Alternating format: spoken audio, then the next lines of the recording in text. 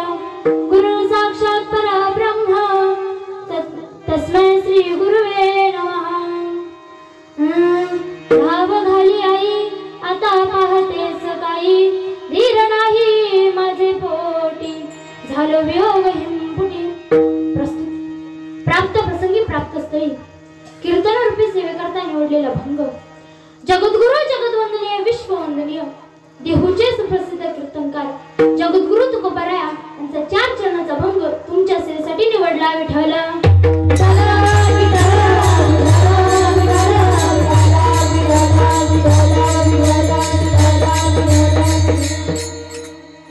अभंगाच्या भारताकडे वळण्यापूर्वी अल्पसा परिहार द्यायचा तो म्हणजे असा अखिल कोटी ब्रह्मांड नायक जगत आधार परमात्मा आणि त्याच्या कृपा आशीर्वादाने आई भगवतीच्या कृपा आशीर्वादाने चालू असलेला हा भव्य दिव्य नवरात्र उत्सव सोहळा आणि या सोहळ्यामध्ये मला 7व्या दिवसाची कीर्तन सेवा माझ्यासारख्या पामराच्या वाट्याला आली कुणामुळे आली असेल तर समस्त माझे बंधू भगवती युवा प्रतिष्ठान तुम्हा सर्वांचे धन्यवाद व्यक्त करते तसेच तुम्ही सर्व सांगवीत ग्रामस्थ तुमचेही आभार व्यक्त करते तसेच माझे गुरुवर्य हरिभक्त परायणसो सुनीताताई कातोरे व गीतेश महाराज कातोरे यांच्याही चरण नतमस्तक होते तुम्हा सर्वांचे चरण नतमस्तक होते साऊंड सिस्टीम वाले काका शूटिंग वाले काका पेटीवाले बाबा आमचे पखवाजाची साथ करणारे बाबा गायनाचार्य सर्वांचे धन्यवाद कीर्तनाला सुरुवात विठ्ठल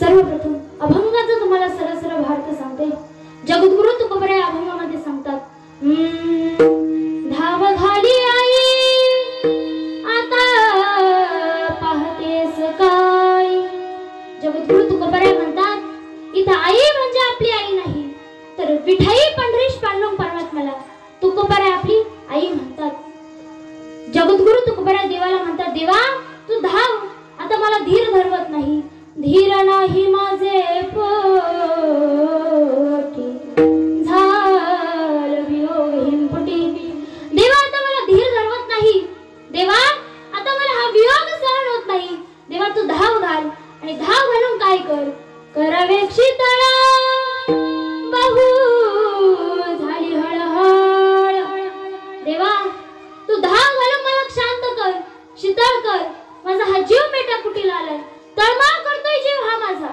तू जर धाव घातली तर मी काय करीन तू का म्हणे डोई कधी ठेवीन हे पाय तू जर धाव घातली तर मी माझं मस्तक तुझ्या चरणावर ठेवीन हा झाला अभंगाचा सरळ अर्थ विनोदी भाषेत सांगायचं झालं तर ह्या झाल्या आजच्या ठळक ठळक बातम्या विठाला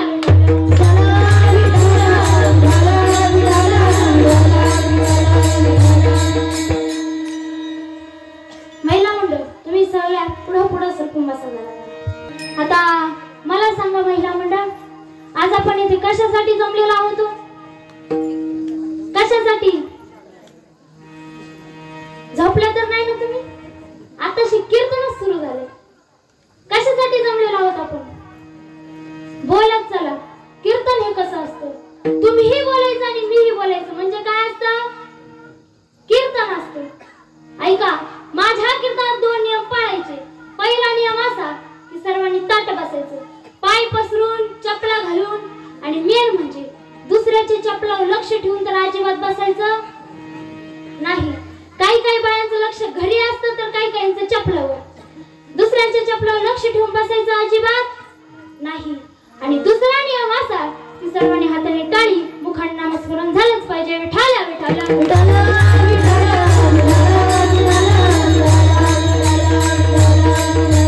आता आपण इथे कशासाठी जमलेलो आहोत नवरात्र उत्सवासाठी या नवरात्र उत्सवामध्ये आपण आई जगदंबेची उपासना करतो या नवरात्र उत्सवामध्ये आपण घट बसवतो देवीची पूजा अर्चना करतो या नवरात्र उत्सवामध्ये ती आई जगदंबा आपल्याला खूप काही शिकवून जाते त्या जगदंबेची तुम्हाला कथा सांगणार आहे पण त्याआधी थोडी आपण माहिती पाहू ऐका ती जगदंबा माता भवानी आपल्याला भक्ती ज्ञान करुणा वात्सल्य दया दान त्याग श्रद्धा समर्पण या सर्व गोष्टी शिकून जाते पण दया दान प्रेम त्याग समर्पण श्रद्धा या सर्व गोष्टी जिच्या चरित्राचे अंग आहेत ना आदी माय भवानी मानवी जीवनाचा भंग आहे ऐका स्त्री शिवाय पुरुषाच्या जीवनाला पूर्णत्व नाही शक्ती शिवाय पुरुषाच्या जीवनाला पूर्णत्व नाही जसं हत्तीला दाताशिवाय पक्षाला पंखाशिवाय आणि एखाद्या वेश्याच्या पुत्राला पित्याशिवाय हत्ती दंत बिना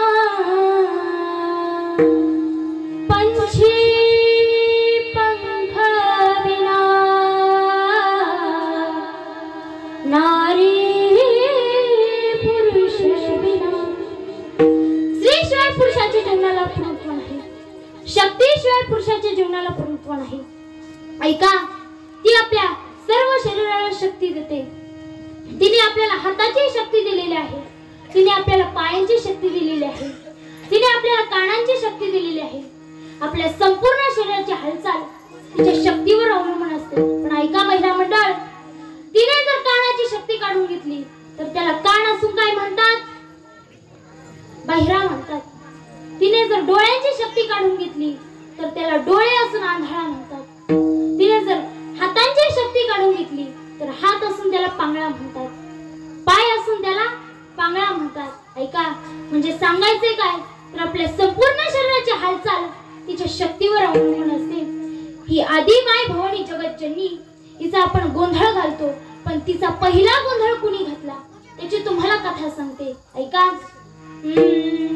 सर्व मंगल्य मांगल्ये शिवे सर्वार्थ साधिके शरण्ये त्र्यंबके गौरी नारायणे नमोस्तुते. ऐका, आपल्या भारतामध्ये 4 नवरात्र उत्सव साजरे करतात. किती? 4. पहिला म्हणजे अश्विन महिन्यातला नवरात्रोत्सव, तो दक्षिण भारतामध्ये साजरी करतात. आणि उत्तर भारतामधला नवरात्रोत्सव तो चैत्र महिन्यामध्ये साजरी करतात. आपल्या इथे 9 दिवस आपण घट बसवतो आणि त्या देवीची उपासना करतो. तिचा 9 दिवस आपण गोंधळ घालतो. ब्रह्मदेवाचा पुत्र दक्षराजा, ब्रह्मदेवांनी सांगितलं दक्षराजाला की तू प्रजा निर्माण करण्याचं काम करायचं.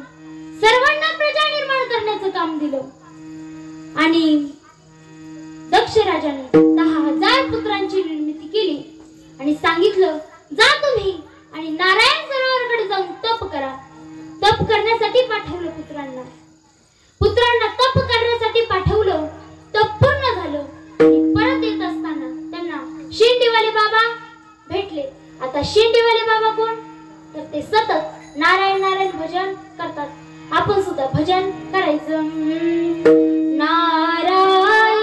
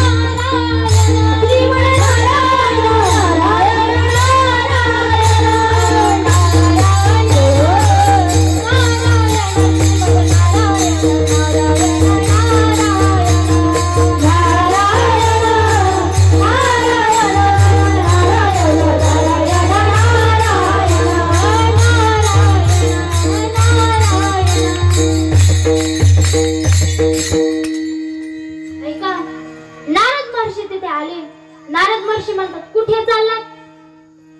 हे पुत्र म्हणतात, तुम्ही कोण आम्हाला विचारणारे? त्यावेळेस नारद महर्षी म्हणतात, मी तुमचा चुलता आहे. त्यावेळेस ते 10,000 पुत्र म्हणतात, आम्हाला इतके दिवस का दिसला नाही? त्यावेळेस नारद महर्षी म्हणतात, मी सतत भजन करत असतो म्हणून मी कधी येत नाही. त्यावेळेस ते 10,000 पुत्र म्हणले, बरं ठीक आहे. नारद महर्षी म्हणतात, तुम्ही कुठे चाललात? ते 10,000 पुत्र म्हणतात, आम्हाला आमच्या पिताश्रींनी प्रजा निर्माण करण्याचं काम दिले आणि ती प्रजा निर्माण करण्यासाठी आम्ही चाललो. नारद महर्षी म्हणतात, अरे तिकडे जाऊ नका, तिकडे दुःख आहे. हा संसार सुखाचा नाही, हा संसार दुःखाने व्यापलेला आहे. याच्यात सुख नाही. जो पाहू तो सर्वत्र दुःखी आहे. तुम्ही एखाद्या माणसाला विचारा, का हो कसं चाललंय? तो मनुष्य म्हणतो, बरं चाललंय. पण चांगलं चाललंय, सुखी आहे असं म्हणतो का? नाही. सगळीकडे दुःखच आहे, कुठेही सुख नाही. दुःख बांधवडी आहे दुःख बांधवडी आहे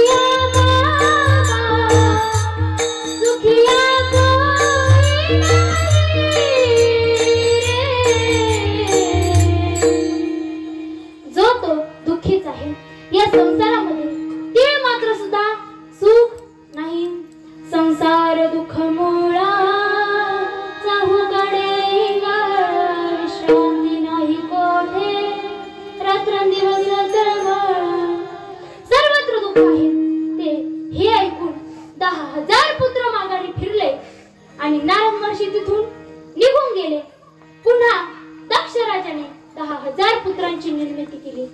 पुन्हा तेच घडलं. नारद महर्षींना खूप राग आला.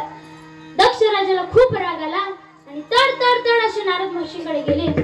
नारद महर्षींना शाप दिला, नारदा तू कधीही कुणाला एका जागेवर उभा राहून उपदेश करणार नाही. म्हणून नारद महर्षी सारखे भ्रमंती करत असतात. हा दक्ष राजाने दिलेला शाप आहे. दक्ष राजाने शाप दिला. ब्रह्मदेव तिथे प्रगट झाले.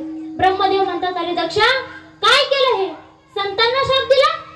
त्यावेळेस दक्ष राजा म्हणतो, त्यांनी माझ्या कामात व्यत्यय आणला, मी काय चुकीचं केलं? त्यावेळेस ब्रह्मदेव म्हणतात, अरे दक्षा तुझे 10,000 पुत्र निर्माण केले होते ना, ते धड स्त्रीही नव्हते आणि ते धड पुरुषही नव्हते.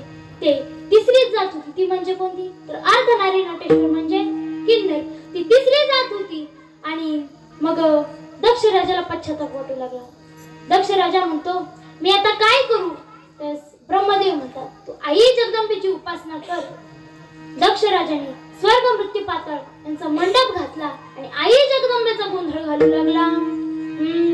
स्वर्ग मृत्यू पाताळ यांचा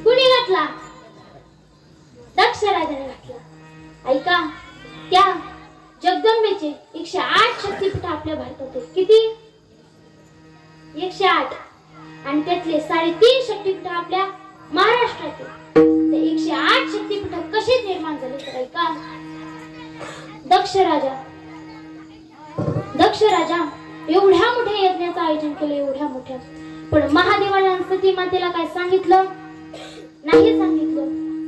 सगळ्या देवी देवतांना आमंत्रण दिलं. त्या सगळ्या कैलासावरून जाण्यासाठी निघाल्या. सुंदर असा शृंगार केला आणि जाण्यासाठी निघाल्या. सती मातेने बघितलं. शंकरांना म्हणतात, का हो स्वामी, या सर्व देवदेवता कुठे चालले? त्यावेळेस सती शंकर भगवंत म्हणतात, सती हे सगळे तुझ्या माहेरी चालले. त्यावेळेस सती माता म्हणतात, माझ्या माहेरी? काय आहे माझ्या माहेरी? त्यावेळेस शिवशंकर म्हणतात, तुझ्या माहेरी खूप मोठे यज्ञाचं आयोजन आहे. सती माता म्हणतात, मग आपल्याला निमंत्रण नाही? महादेव म्हणतात, सती विसरले असतील तुझे वडील. सती माता म्हणतात, मलाही तेच वाटतं, विसरले असतील, आपण जाऊया. महादेव म्हणतात, सती जायचं नाही. सती माता म्हणतात, का बरं? त्यावेळेस महादेव म्हणतात, सती बिना निमंत्रण कुठेही जाऊ नाही. लग्न कार्यात तर अजिबात जाऊ. तुम्ही जर लग्न कार्यात गेला महिला मंडळ, कितीही भारी साडी घाला, कितीही भारी, पण लग्न कार्यात गेला भारी साडी घालून, पण तुम्ही तिथं कोणाचा फोटो काढणार आहे का कोणी तुमचा फोटो काढणार आहे? तुमचा तिथं अपमानच होणार आहे. पण ऐका, जिथं सत्संग भजन कीर्तन जिथं चालू असेल ना, तिथं न बोलावं जावं. महादेव म्हणतात, सती ऐक, पित्याच्या घरी पुत्राला, गुरुच्या घरी शिष्याला आणि मित्राच्या घरी मित्राला केव्हाही आणि कधीही जाता येतं. सती माता म्हणतात, स्वामी मलाही तेच म्हणायचंय, माझ्या वडिलांचं घर आहे, मग मी का जाऊ?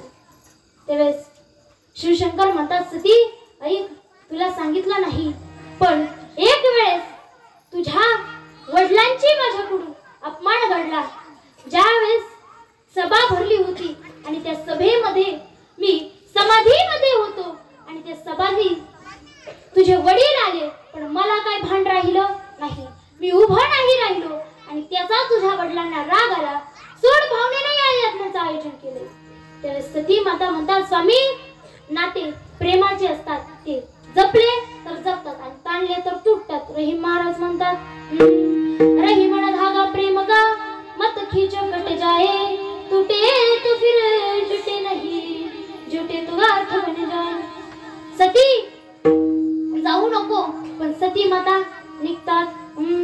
पिता भवन जब गई भवानी, दक्षतास का हुन सन्मान, शिरा जानकी बैठे मेरे सीने में, शिरा जानकी बैठे मेरे सीने में.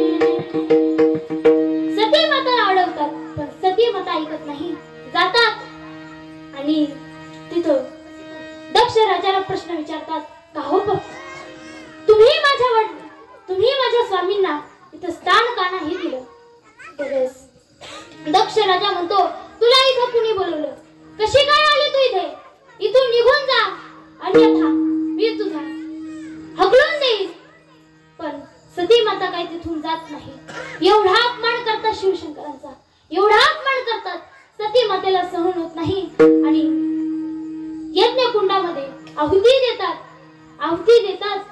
शिवशंकरांना जेव्हा ही गोष्ट कळते, तेव्हा शिव भगवान येतात आणि सती मातेचा देह आपल्या हातामध्ये घेऊन तांडव करू लागतात. जटात विकलचल प्रवाह पावितस्तवे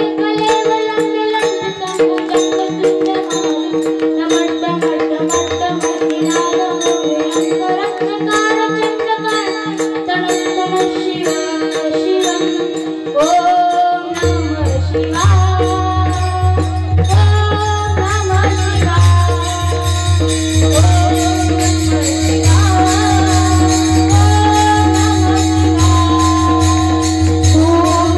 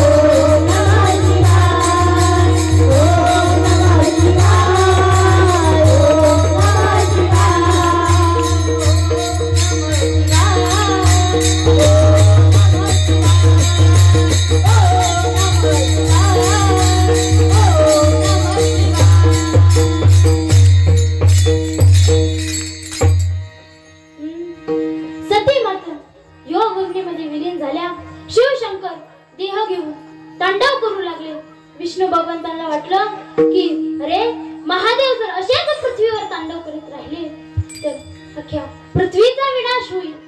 मग विष्णू भगवंतांनी आपल्या हातातलं चक्र सती मातेच्या देहावर सोडलं आणि त्याचे 108 तुकडे झाले. जिथे जीभ पडली तिथे ज्वालादेवी तयार झाली, जिथे बिंदी पडली तिथे बिंदिया जल झालं. अशा प्रकारे आपल्या भारतामध्ये देवीचे किती शक्तिपीठ आहेत? पुरुष मंडळ 108 शक्तिपीठ आपल्या देवीचे या भारतामध्ये आपल्याला पाहायला भेटतात. ऐका, हे जगदंबा मातेचा गोंधळ आमचे संत महात्मे सुद्धा घालतात. ऐका, आपण देवीचा 9 दिवस घट बसवतो, उपवास करतो, आई जगदंबेचा गोंधळ मांडतो. संत गोंधळ घालतात. कसा घालतात? आम्ही गोंधळी गोंधळी ना आई अंबेचे गोंधळी, आम्ही गोंधळी गोंधळी ना आई अंबेचे गोंधळी, गोंधळी गोंधळी ना आई अंबेचे गोंधळी, गोंधळी गोंधळी ना आई अंबेचे गोंधळी. गोविंद गोपाळ गोविंद गोपाळ गोविंद गोपाळ गोविंद गोपाळ गोंधळी गोंधळी ना आई गोंधळी गोंधळी गोंधळी गोंधळी ना आई अंबेचे गोंधळी, गोंधळी गोंधळी ना आई अंबेचे गोंधळी. आमचा झाला वसुदेव हरी नाम गोंधळी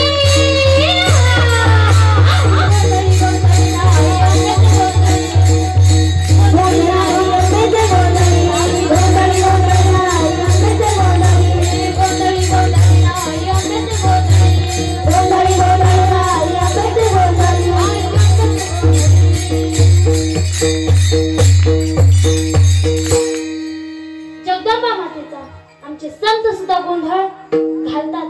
ऐका, तुम्ही म्हणाल ताई अभंग जगद्गुरु तुकोबारायांचा आहे. मग जगद्गुरु तुकोबाराय आईला धाव घालतात, पण कोणत्या आईला? तर विठाईला धाव घालतात. पण ऐका, देव आणि देवी वेगवेगळे नाही, जसं शिव आणि हर वेगळे नाही.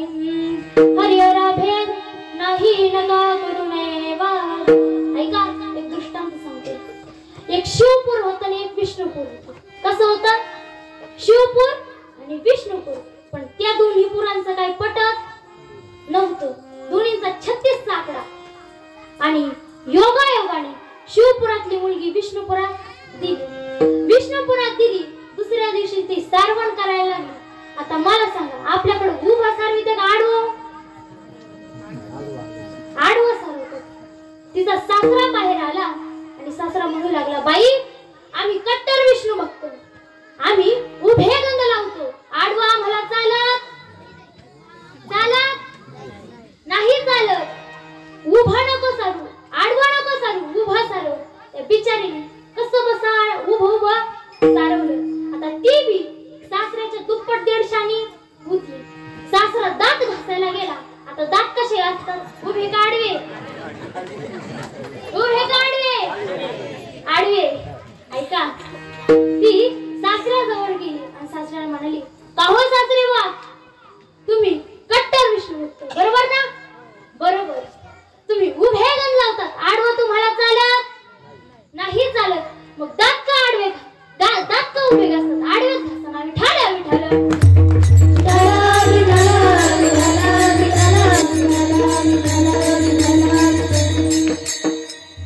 तसं देव आणि देवीमध्ये फरक नाही. आमचे संत त्या देवीचा गोंधळ घालतात. कोणत्या देवीचा? उदो बोला उदो बोला उदो बोला कृष्ण माझे माऊलीचा. उदो बोला उदो बोला उदो बोला कृष्ण माझे माऊलीचा. उदो बोला उदो बोला उदो बोला कृष्ण माझे माऊलीचा. उदो बोला उदो बोला उदो बोला कृष्ण माझे माऊलीचा. उदो बोला उदो बोला उदो बोला कृष्ण माझे माऊलीचा. उदो बोला उदो बोला उदो बोला कृष्ण माझे माऊलीचा.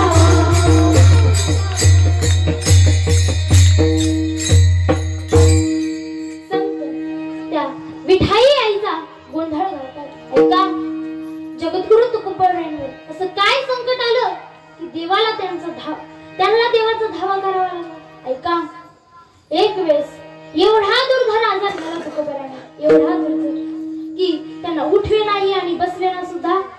आहे. मग आषाढी कार्तिकीची वेळ आली आणि असेच या बाबांसारखे वारकरी पंढरपूरला निघाले. कुठे निघाले? पंढरपूरला निघाले. आणि पंढरपूरला जाताना तुकोबारायांना एक पत्र दिलं देवाला. सांगितलं त्या वारकऱ्यांना की देवाला एवढं पत्र द्या. तो वारकरी देवाच्या पाया पडला. पहिला नमस्कार देवाला केला, दुसरा पण देवाला केला. त्यावेळेस सांगितलं, देवाने विचारलं का हो हा पहिला नमस्कार तुमचा पण दुसरा नमस्कार कोणाचा? त्यावेळेस तो वारकरी म्हणतो, अहो देहू गावामध्ये देवा तुमचा एक भक्त आहे तुकोबाराय, त्याने हे पत्र दिलेलं आहे आणि ते पत्र तुमच्यासाठी आहे. ते पत्र दिलं तुकोबारायांचं. देवाने ते वाचायला सुरुवात केली आणि ते पत्रामध्ये काय लिहिलं होतं तर अभंगाचं पहिलं चरण. धाव गाडी आई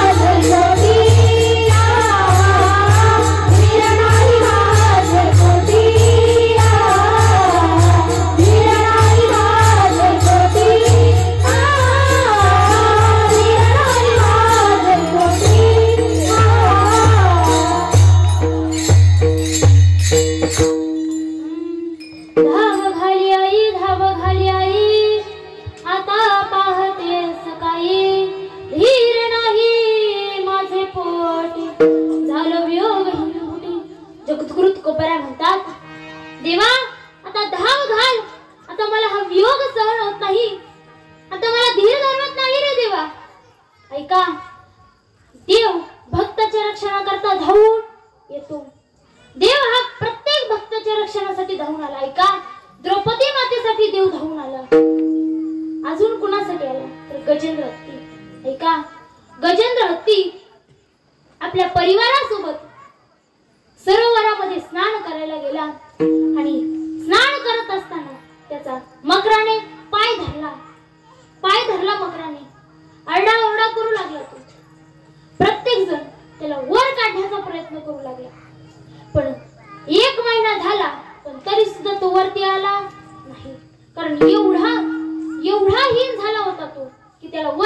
काय येता येईना. एवढ्या जणांनी ताकद लावली. नातू पंतू मुलं पत्नी सर्वांनी ताकद लावली, पण वरती काय येता येईना. सर्व कंटाळून निघून गेले. म्हणून त्या गजेंद्र हत्तीला वाईट वाटू लागलं. अरे आपण या परिवारासाठी खूप काही केलं, पण या जगामध्ये कुणीच कुणाचं नसतं. नाही रे नाही कुणाचं कोणी, नाही रे नाही कुणाचं कोणी. बहीण कुणाची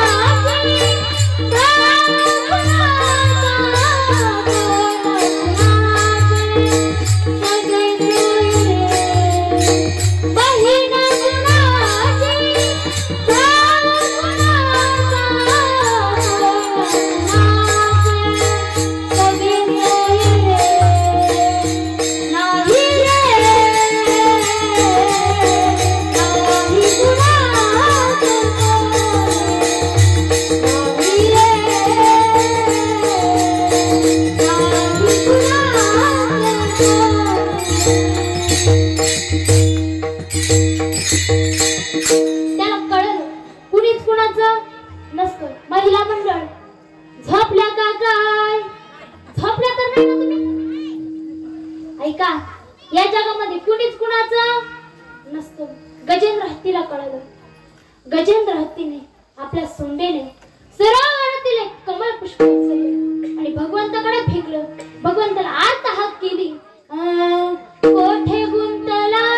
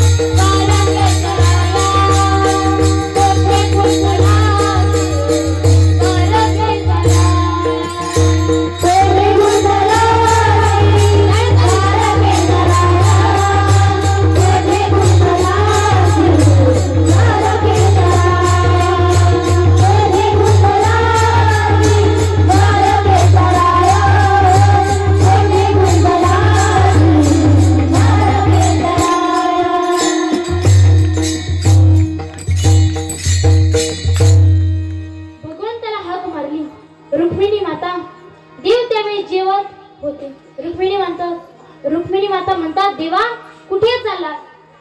भगवंत म्हणतात, हा म्हणता भगवंत रुक्मिणी देवी पशी आणि ती म्हणता गजेंद्रापाशी. म्हणजे विचार करा किती फास्ट देवाला असेल. एवढी मोठी धाव घातली ऐका फक्त गजेंद्र हत्तीसाठी. भगवंत देव सगळ्यांसाठी धावून येतो. तसं जगद्गुरु तुकोबरा म्हणतात, देवा तू मला धाव घाल, आता मला धीर धरवत नाही, हा वियोग मला सहन होत नाही. विठाई तू धाव घाल. आता विठाई हा शब्द जगद्गुरु तुकोबरांनी उच्चारला का अजून कोणत्या संतांनी उच्चारला? तर जनाबाईंनी हा शब्द उच्चारला. लहानपणी वडिलांसोबत जनाबाई पंढरपूरला गेल्या. देवाचं एवढं सुंदर रूप बघितलं आणि त्या देवापाशीच बसल्या. जनाबाईंचे आई वडील आले, म्हणतात, जने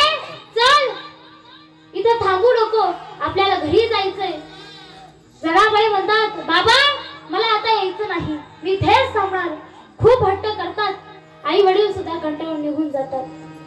नामदेवराय 4 वाजताच्या वेळी येतात. संध्याकाळी पाहतात ही मुलगी एकटी बसली. घरी घेऊन जातात आणि जनाबाई दररोज 14 जणांचं काम करायच्या. 14 जणांचं दररोज काम करायच्या. पीठ घालायच्या पहाटे उठून आणि ओव्या गायच्या. सुंदर माझे जाते ग फिरते बहुतेक ओव्या गाऊ कौतुके तू ये रे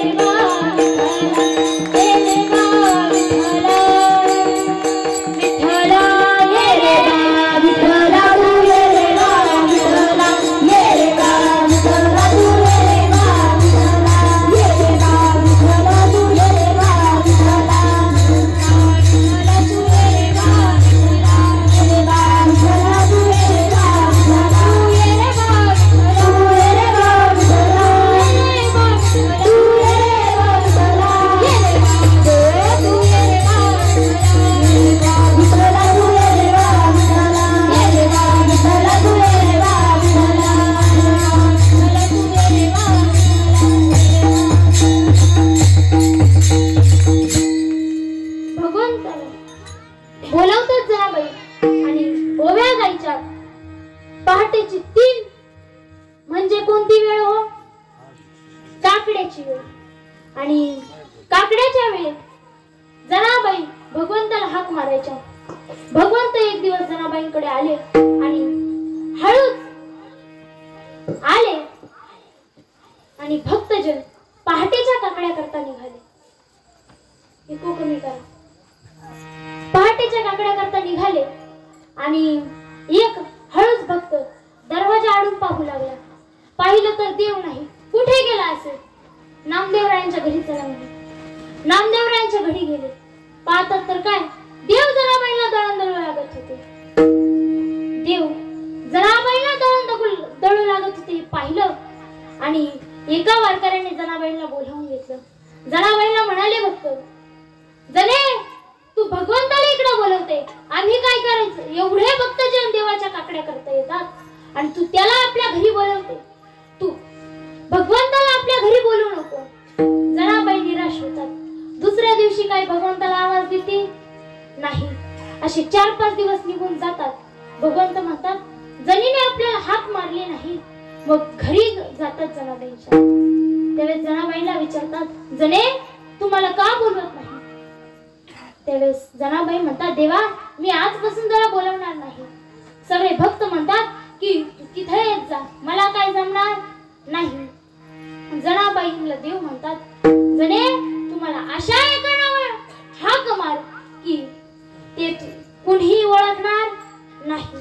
मग जनाबाई दुसऱ्या दिवशी दळण दळायला बसतात आणि सहज उद्गार पडतात, विठाई. भगवंताला हाक मारतात, ये विठाबाई माझे पंढरीचे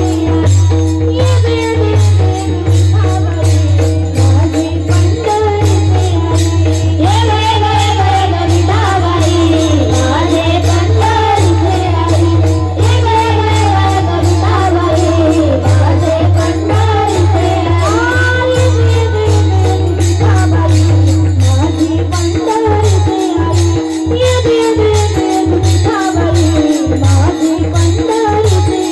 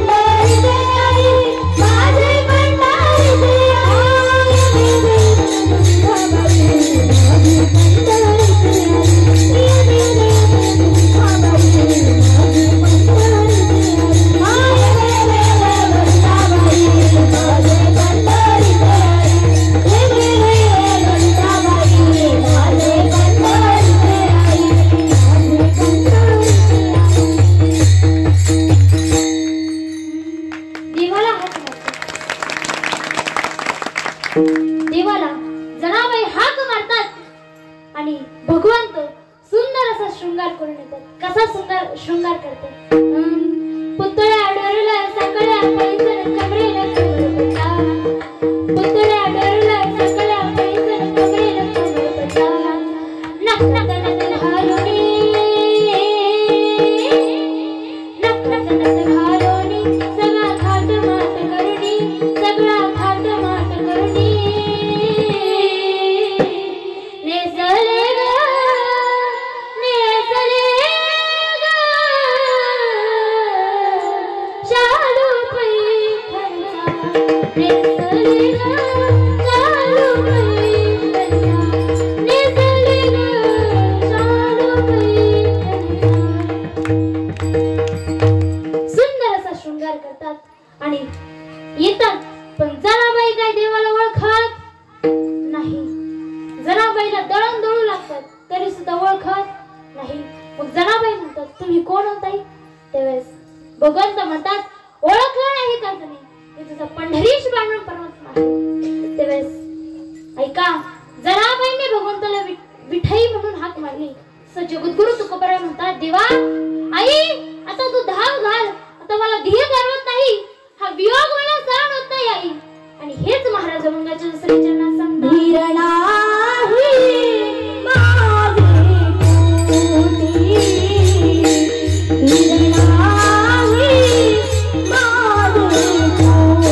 पोटी धीर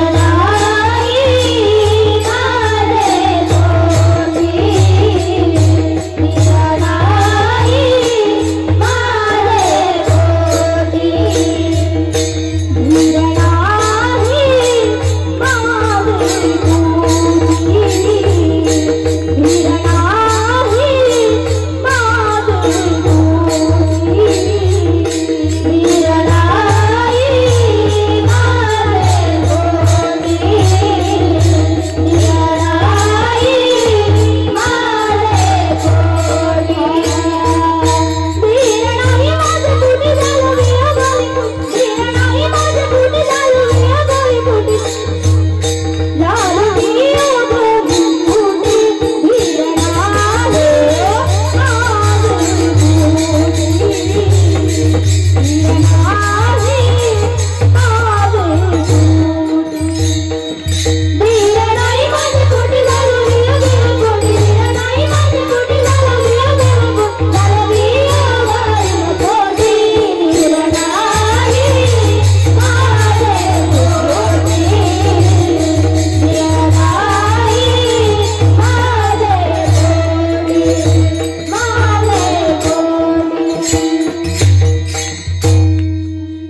धीर नाही माझे पोटी धीर जगद्गुरु तुकोबराय म्हणतात देवा आता तू धाव घाल. आता मला हा वियोग सहन होत नाही. हा वियोग मला सहन होत नाही. का असं म्हणतात जगद्गुरु तुकोबराय. तर ऐका जगद्गुरु तुकोबरायांनी अनेक ग्रंथात वाचलं होतं की वियोग किती भयंकर असतो ते. ऐका वियोग कुणाला झाला तर श्रावण बाळाच्या आई वडिलांना आणि दशरथ राजाला वियोग झाला. ऐका ज्या वेळेस श्रावण बाळ आपल्या आई वडिलांना काशीला नेत होता आणि त्यावेळेस येत असताना तहान लागली आई वडिलांना. आई वडील म्हणतात श्रवणा आम्हाला खूप तहान लागली रे. आम्हाला पाणी प्यायला आणतो का. दशरथ राजा शिकारीसाठी आला होता आणि झाडावर जाऊन बसला. श्रावण बाळ पाण्याच्या दिशेने आला आणि वरून पाणी घेण्यासाठी तांब्या फेकला आणि बुडबुड असा आवाज आला. दशरथ राजाला वाटलं की एखादा प्राणी पाणी पिण्यासाठी आला आणि नेम धरला आणि धनुष्य बाण सोडला. आई ग अशी किंकाळी फोडली. दशरथ राजाला कळलं की हा मनुष्याचा आवाज आहे. घाईघाईने खाली उतरला. पाहतो तर काय एक छोटंसं मूल पाणी घेण्यासाठी आलं होतं. दशरथ राजाने विचारलं का रे बाळा इथं का आला होता. श्रावण बाळ म्हणतो मी माझ्या आई वडिलांकरता पाणी नेण्यासाठी आलो होतो. पण तुम्ही कोण. त्यावेळेस दशरथ राजा म्हणतो मी या देशाचा राजा आहे. त्यावेळेस श्रावण बाळ म्हणतो ऐका ना माझ्या आई वडिलांना फक्त एवढं पाणी घेऊन द्या. थरथरत्या हाताने पाणी घेऊन गेले दशरथ राजा. आई वडिलांनी पायांचा आवाज ऐकला. आंधळे माई बाप पायांचा आवाज ऐकला. आई विचारते, श्रवणा एवढा वेळ का लागला रे? काही बोलत नाही दशरथ राजा. काय सांगावं आता? तेव्हाच आईला म्हणतात दशरथ राजा, आई मी तुमचा श्रावण नाही हो. माझ्या हातून तुमच्या श्रावण बाळाची हत्या झाली आहे. ते आई वडिलांना जेव्हा कळलं, नको आम्हाला पाणी असं म्हणतात ते आणि शाप देतात. दशरथा जसं आम्ही पुत्रवियोगाने मरण पाहू राहिलो ना, तसं तूही एक ना एक दिवस पुत्रवियोगाने मरण पावशील. ऐका, ज्यावेळेस प्रभू रामचंद्र वनवासाला गेला त्यावेळेस एक सुद्धा पुत्र दशरथ राजाला पाणी पाजण्याकरता नव्हता. ऐका, चौघे पुत्र दशरथा मृत्यू समही एकही नव्हता. मृत्यूच्या वेळेस एक सुद्धा नव्हता. वियोग झाला दशरथ राजाला. ऐका ना, वियोग हा शब्द खूप कठीण आहे. वियोग झाला. जगद्गुरु तुकोबराय म्हणतात, देवा आता तू धाव घाल, हा वियोग मला सहन होत नाही. आता मला धीर धरवत नाही रे देवा, आता तू धाव घाल. आणि धाव घालून काय कर? अभंगाचं तिसरे चरण. करावे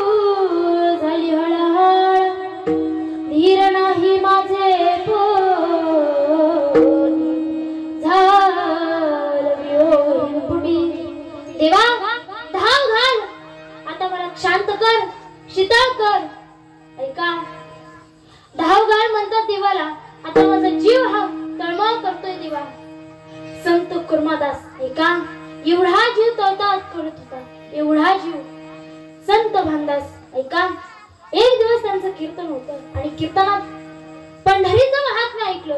कुर्मादासांना सुद्धा वाटलं की आपण पंढरपूरला जावं आणि त्या भगवंताचं रूप पाहावं.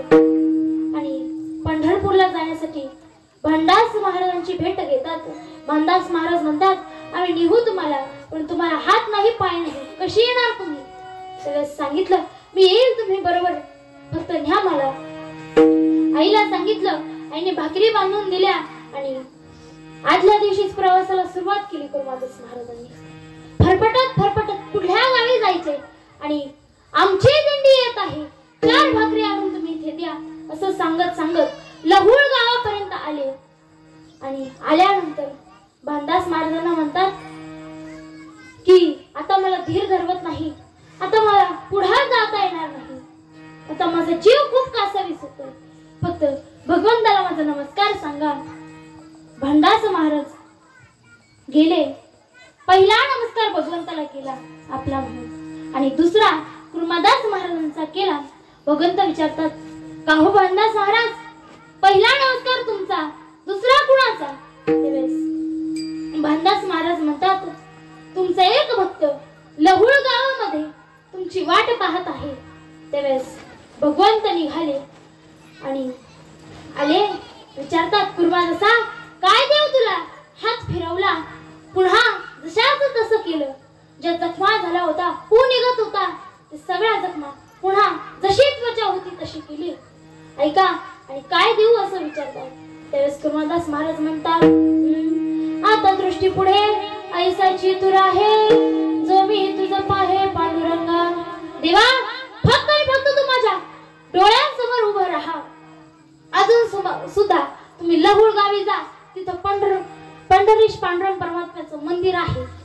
ऐका, त्या पंढरीश पांडुरंग परमात्म्याने त्या भक्तासाठी, फक्त कुर्मादास महाराजांसाठी तिथे थांबला देव. ऐका, आणि पाहता पाहता कुर्मादास महाराजांनी आपला प्राण सोडला.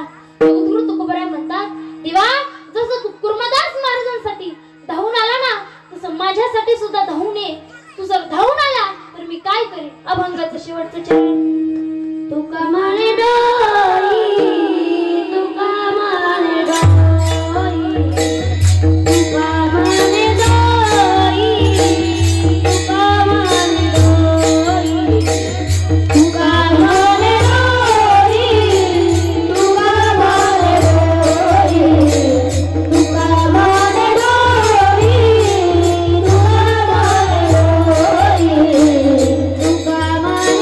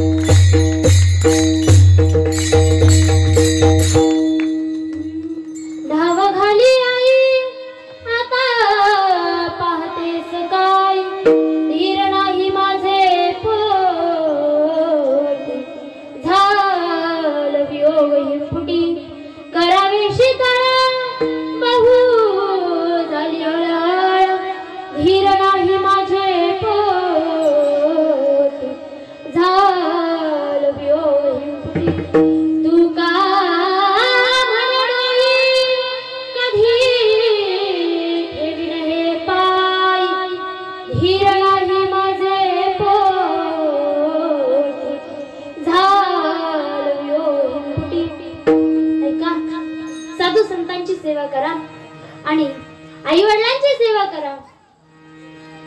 आणि तुम्हाला हे भजन कीर्तन जर कळत नसेल तर आमचे संत महात्मे एका गोड अभंगाची रचना करता। सर्वांनी एकदा हात वरती करा। हे जरी नाही काल तरी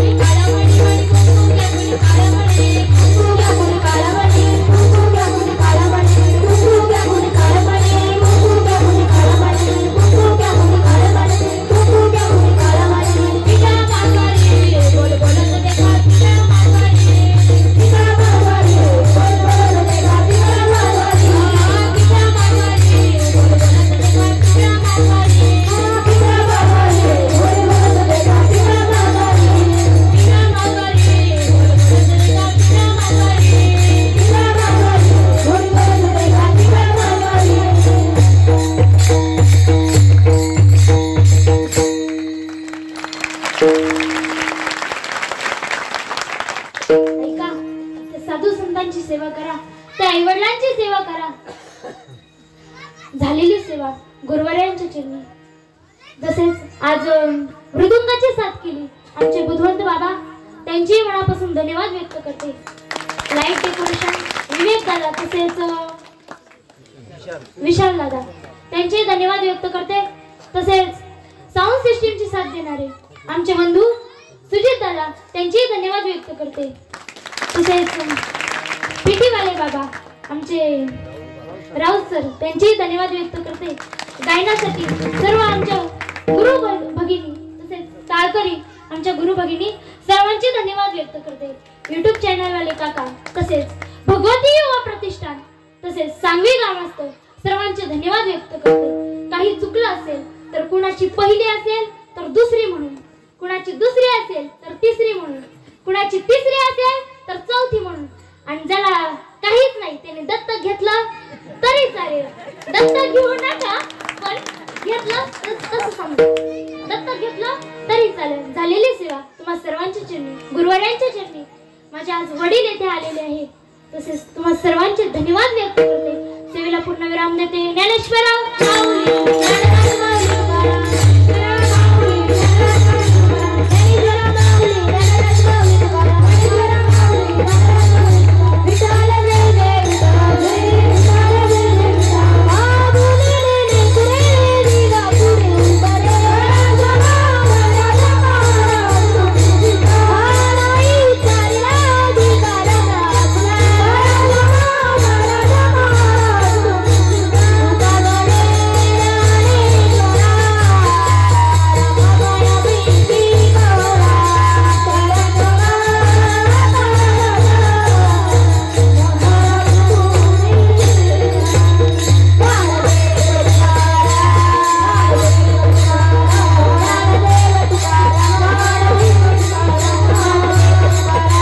Thank you.